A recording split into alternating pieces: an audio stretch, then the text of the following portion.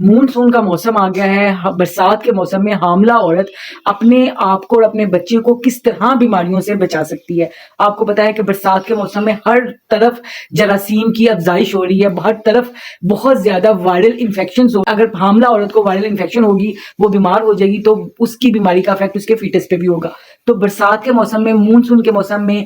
حاملہ عورت کو بہت احتیاط کرنی چاہیے، دن میں 1 سے 2 دفعہ شاور لیں، اپنے آپ کو گیلا ہونے سے بچائیں، اپنے آپ کو ڈرائی رکھیں، اپنے ہاتھوں کو واش کریں بار بار، کیونکہ جراثیم ہاتھوں سے ہی اندر جائیں گے تو پیٹ کے مسائل دیکھنے کو ملیں گے۔ اپنی جس جگہ پہ رہیں اس جگہ کو صاف ستھرا رکھیں، غیر ضروری باہر جانے سے اجتناب کریں، کیونکہ پھسلن بہت زیادہ ہے تو کوئی ایکسیڈنٹ ہو سکتا ہے۔ اور جو سلیپر یوز کرے حاملہ عورت، وہ بہت ہی دھیان سے پلین سلیپر ہو، کیونکہ جگہ ہوا میں نمی ہے تو جگہ میں بھی نمی آ جاتی ہے، تو حاملہ عورت گر سکتی ہے، ماں اور بچے دونوں کو نقصان ہو سکتا ہے۔ کپڑے بہت ڈھیلے ڈالے اور کاٹن کے ڈالیں، جس میں آکسیجن گزرے، کیونکہ حمل کی وجہ سے طبیعت میں کافی تلخی ہوتی ہے، اور کچھ مونسون کی وجہ سے طبیعت میں تلخی آ جاتی ہے۔ Junk food, process food, high sugary food, high salty food, spicy food سے گریز کرے، تازہ کھانا پکا کے اچھا فل کوک کھانا کھائے،